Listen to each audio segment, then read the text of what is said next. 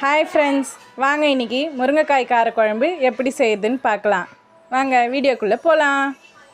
First வெங்காயம் தக்காளியை நல்லா கழுவிட்டு கட் பண்ணி எடுத்துக்கோங்க. அப்புறம் முருங்கைக்காயை நல்லா கழுவிட்டு கட் பண்ணி எடுத்துக்கோங்க. இது எங்கள் வீட்டு மரத்துலேயே காய்ச்சிதுங்க. எப்படி இருக்கு? நல்லா இருக்கா? இது எந்த ஒரு மருந்தும் போடாமல் எங்கள் வீட்டு மரத்துலேயே காய்ச்சிதுங்க. அப்புறம் பூண்டு நல்லா நசுக்கி எடுத்துக்கோங்க, இடிச்சுக்கோங்க. இப்போ பாத்திரத்தை வச்சு எண்ணெயை ஊற்றிக்கோங்க. எண்ணெயை ஊற்றிட்டு கடுகு போடுங்க. கடுகு போட்டு வெந்தயத்தை போட்டுக்கோங்க. நல்லா பொரிஞ்சதும் பூண்டு போட்டு வெங்காயத்தை போடுங்க. இந்த வெயிலுக்கு வெந்தயத்தை சேர்த்துக்கோங்க, உடம்பு சூட்டு தணிக்கும். நல்லா வதங்கட்டும். நல்லா வதங்கின உடனே தக்காளியை போட்டுக்கோங்க. எவ்வளோ வெங்காயம் தக்காளி வதங்குதோ அந்தளவுக்கு குழம்பு ருசியாக இருக்குங்க.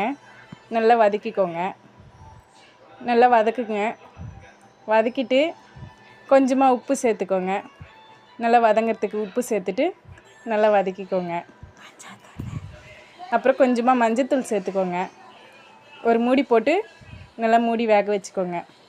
நல்லா வதங்கட்டும். ஒரு சிம்மிலே வச்சு வதக்குங்க, அப்போ தான் நல்லா வதங்கும். நல்லா வதங்கிட்ட உடனே இப்போ காயை சேர்த்துக்கோங்க. முருங்கைக்காயை சேர்த்துக்கோங்க.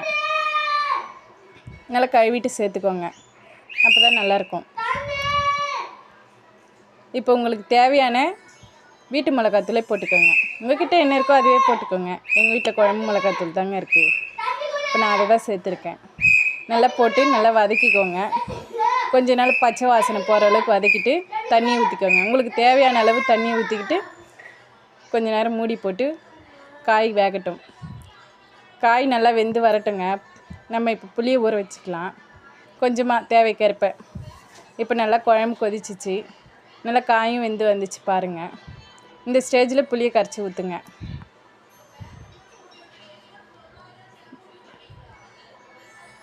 நல்லா இந்த வீடியோ உங்களுக்கு பிடிச்சிருந்தா சப்ஸ்கிரைப் பண்ணுங்கள். அவ்வளோதான், முருங்கைக்காய் காரக்குழம்பு